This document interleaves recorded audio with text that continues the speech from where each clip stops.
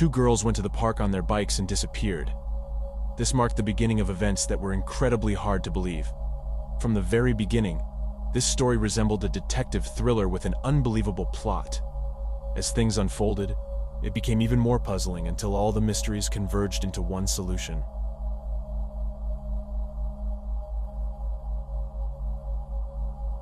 Laura Hobbs was born on September 25, 1996, in Texas. Later, her parents had 3 sons, but soon after, the couple separated. Laura's mom moved with the children to the small town of Zion in Illinois. Laura loved this place. Her maternal grandparents lived there, and she quickly made new friends. Moreover, Zion was located on the shore of Lake Michigan, and she enjoyed going there with her relatives. In the spring of 2005, when Laura was 8 years old, her father decided to reconcile with his wife and move back into the children's lives. He relocated from Texas to live with the family. On Sunday, May 8th, it was Mother's Day. Laura, along with her brothers and parents, went to the lake to celebrate the occasion and fly kites. They had a great time, and later Laura wanted to go for a walk with her best friend, 9-year-old Crystal. The girls attended the same school and lived close to each other. When Laura moved to Zion, they immediately became friends and spent almost all their free time together. They visited each other's homes, played near their houses, and rode bikes. Sometimes, when Laura's mom didn't allow her to go out, Crystal would come to her window and they would talk. On that day, they decided to take their bikes and go to the park, which was only a few hundred yards from their homes. They often went there since the park was very close and it had a long bike trail. Despite their age, parents weren't afraid to let their daughters go there because both girls knew the area well, and serious crimes in the town were extremely rare. The girls left around 3 p.m. and were supposed to be back for dinner. However, as time passed, their parents started worrying. When it was 7 p.m. and Laura and Crystal still hadn't returned, they decided to go to the park and call them home. To the surprise of the adults, the girls were not there. They walked along the bike path calling their names, but there was only silence in return. Other relatives and friends of the families quickly joined the search. They continued to search the park and also went through the streets of their neighborhood, hoping to find them. This went on for several hours until it started to get dark. By 9 p.m., the parents realized that something might have happened to their daughters, and they decided to contact the police. The police immediately joined the search efforts. They contacted volunteer organizations and enlisted the help of several dozen volunteers, as well as search dogs. In addition to this, local residents who heard about the girls' disappearance also joined the search. The police focused their efforts on the park area since the girls were supposed to go there. Speaking to other children living along the route from their homes to the park, the police learned that Laura and Crystal did indeed pass by them, stopped to chat, and mentioned that they were heading to the park. Parallel to the search, the police went door to door in the neighborhood in hopes of finding anyone who had seen the girls that evening. They also began distributing flyers with information about their disappearance. As each hour passed, it became increasingly evident that something terrible had happened to the girls. Darkness had already fallen, and they were being searched for throughout the town, but there were simply no traces of Laura and Crystal. The search continued practically until dawn, and at around 4:30, the police decided to take a break. However, Laura's father and her grandfather refused to return home and continued scouring the area. They went to the park and decided to split up to cover more ground. Around 6 a.m., as the first light of day began to break, Laura's grandfather suddenly heard a cry and rushed in that direction. He stumbled upon Laura's father, who was in shock and claimed to have found the bodies of Laura and Crystal. They lay off the bike path amidst thick undergrowth. Laura's father immediately realized that both girls were dead, as there was a lot of blood and injuries on them. The man called the police, and they arrived promptly.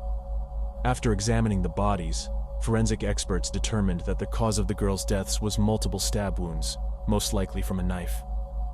Laura had 20 such injuries on her body, while Crystal had 11. This news sent shockwaves through the small town. Such crimes were almost unheard of there, but now they were faced with the horrifying reality that an unknown assailant had killed 2 young girls just a few hundred meters from their homes. The police focused all their efforts on finding the culprit. Their initial suspicion fell on Laura's father, Jerry. They were concerned by the fact that he had managed to find the bodies alone after the park had already been searched by officers and volunteers. Digging deeper, they discovered that Jerry had a significant criminal history, ranging from drug-related offenses in his youth to assaults on people. One incident in 2001 had led to his wife and children moving to another state. On that day, while they still lived in Texas, Jerry and his wife had a heated argument that quickly escalated. They were in front of their home, and 3 men passing by noticed the situation and intervened, thinking the woman was in danger. Jerry became infuriated and went to get his chainsaw, then started chasing those men. Eventually, they managed to subdue him and hold him down until the police arrived. Jerry faced charges, and a year later, he was sentenced to 10 years of probation. As part of his probation, he was required to regularly check in with his probation officer, but he missed one of those appointments. Consequently, his probation was revoked, and he was sentenced to 18 months in prison. He was released from prison just a few weeks before the tragic deaths of his daughter and her friend, and he had come to Zion almost immediately after his release. For the police, it was clear that Jerry had a propensity for aggressive behavior. However, they had no evidence or motive, so they invited him for questioning. He agreed to go to the police station, and investigators gradually began to press him about his involvement. Over the course of more than 20 hours of questioning, Jerry initially denied any involvement in his daughter and her friend's deaths. He insisted he had nothing to do with it, and claimed that he and his wife noticed Laura hadn't returned. So he went searching. He said he continued searching until he found the girls' bodies in the park. However, later on, Jerry suddenly started changing his story. In the end, under the relentless pressure from detectives, he began to confess. He said that on that evening, he did indeed went looking for his daughter and saw her in the park with Crystal. He scolded her for going out without permission and demanded that she come with him. However, she refused, and he grabbed her arm, attempting to take her home. She resisted, and her friend Crystal also demanded that he leave the girl alone. According to Jerry, Crystal took out a small knife from her pocket and pointed it at him. This infuriated Jerry. He seized the knife and inflicted multiple stab wounds on both girls, then left their bodies in the overgrown part of the park and walked away. Later, by morning, he allegedly found the girls and personally reported it to the police to divert suspicion from himself. During this confession, Jerry was in tears, but he still signed his admission statement and repeated it on camera. I was walking on a dirt trail and I ran into Laura and her friends Crystal on the trail. I told Laura that she had to come home and she argued with me and I grabbed her by the arm. She tried pulling away and was telling me to let her go.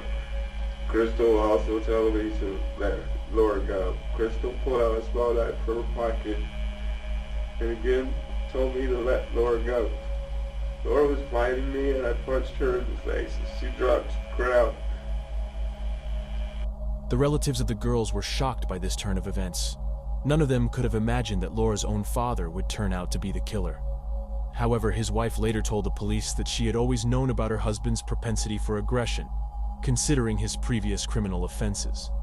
Nevertheless, the man admitted his guilt and was subsequently arrested, awaiting trial in prison.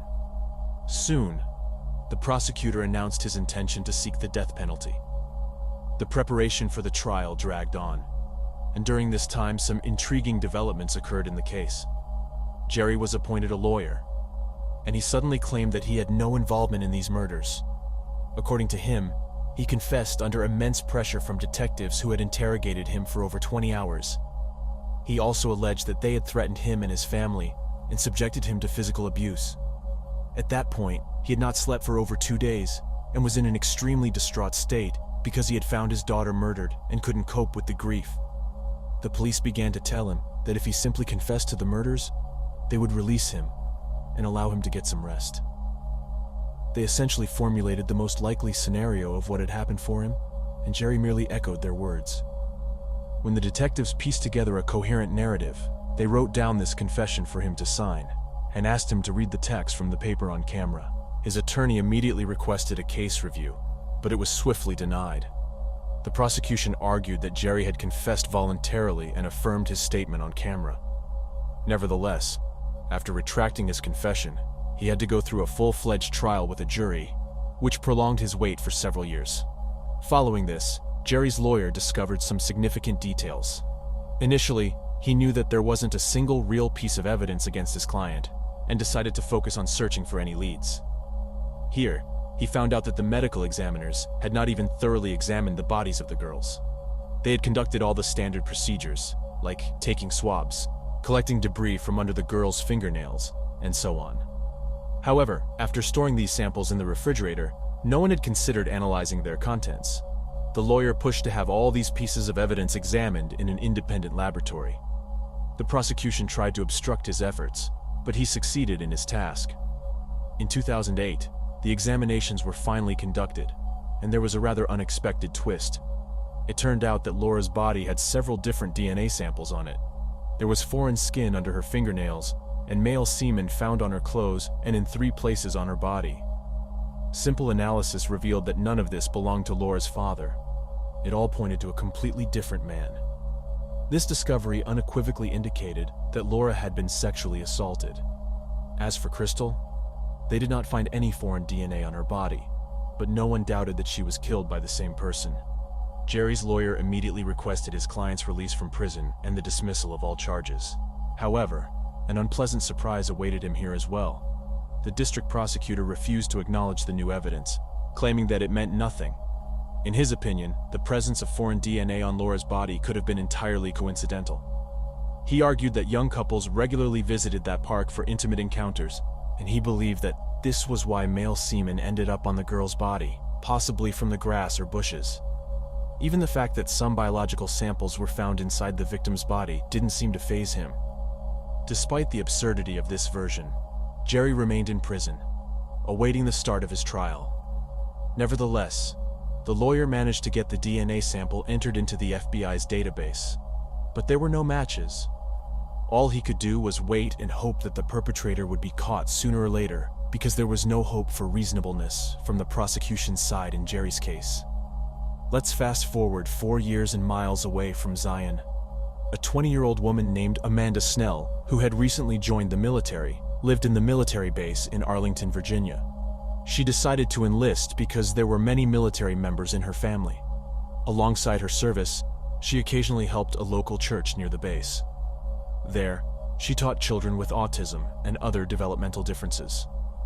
Amanda quickly realized that she wanted to pursue this professionally and planned to get the necessary education after her military service. On July 13th, 2009, she didn't report for duty, immediately raising concerns among her fellow service members.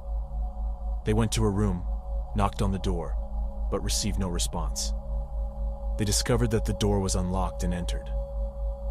The room was impeccably tidy, the bed was made, and her belongings were neatly in place, but Amanda was nowhere to be found. Only after they opened the closet did they come across a horrifying sight. Amanda's lifeless body lay in an unnatural position with a pillowcase over her head. Initially, the medical examiners couldn't determine the cause of death, but they later concluded that Amanda died of suffocation. Her death had occurred over a day before her body was discovered. There were no signs of trauma on her body, and she had not been sexually assaulted. Investigators only found out that her laptop and tablet were missing from her room. When speaking with Amanda's parents, investigators learned an interesting fact. She suffered from severe headaches, and sometimes, when the pain became unbearable, she would retreat to a dark room and put a pillowcase over her head. Considering that Amanda was found in her own closet with a pillowcase over her head, detectives speculated that what happened might have been a dreadful accident. Nonetheless, they didn't rush to dismiss the murder theory. In front of her closet, they found a trace of a men's shoe, but they couldn't establish its ownership. Consequently, the investigation remained open, and investigators continued searching for a potential killer. In February 2010, a 26-year-old woman from Arlington exited the metro station and headed towards her boyfriend's home. In the middle of the street, an unknown man approached her, showed a gun, and demanded she get into his car. Despite the assailant grabbing her arm and brandishing a knife, the woman managed to break free. She threw her purse as a distraction and fled toward her boyfriend's house. Upon hearing her cries, he and his friends rushed onto the street and called the police. By the time they did, the assailant had already fled. Nevertheless, the woman could provide a detailed description of his appearance. She also remembered the model of his car, a beige Dodge Durango. Based on the victim's description, a composite sketch of the suspect was created, and the police began their search.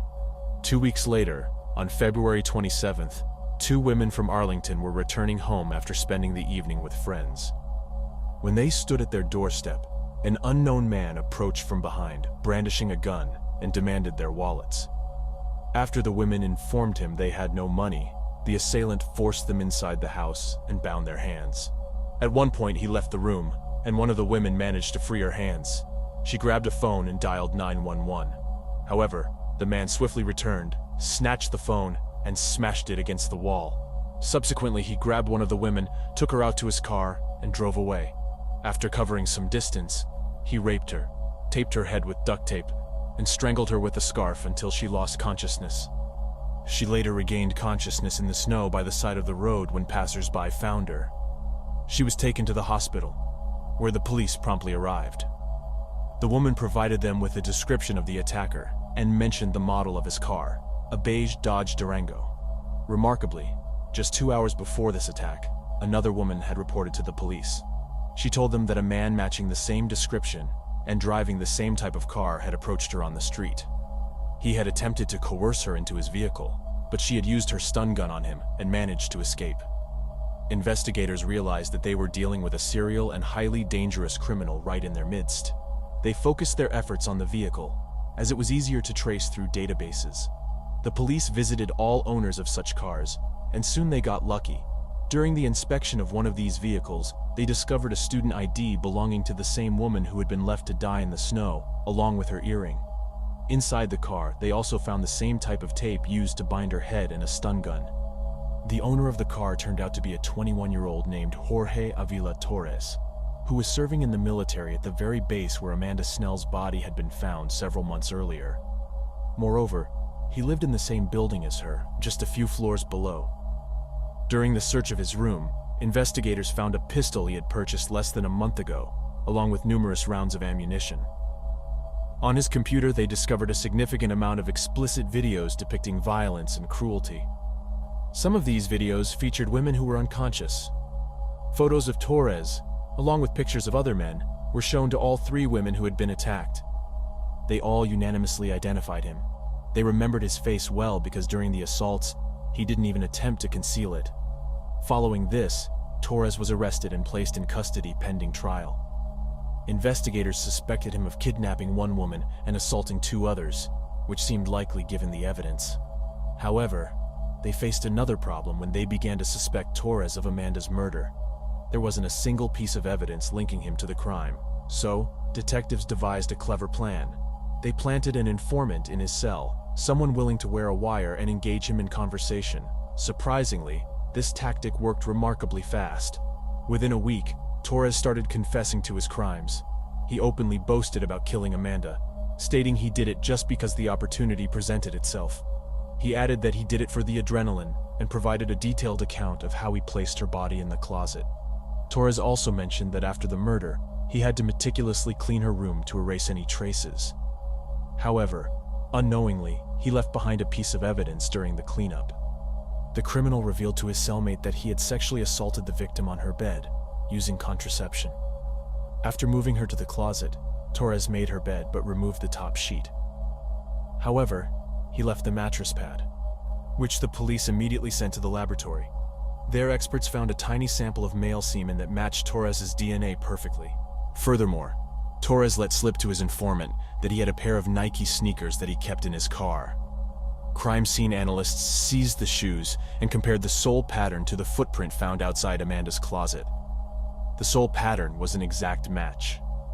As a result, Torres was formally charged with murder, and he remained in custody awaiting trial.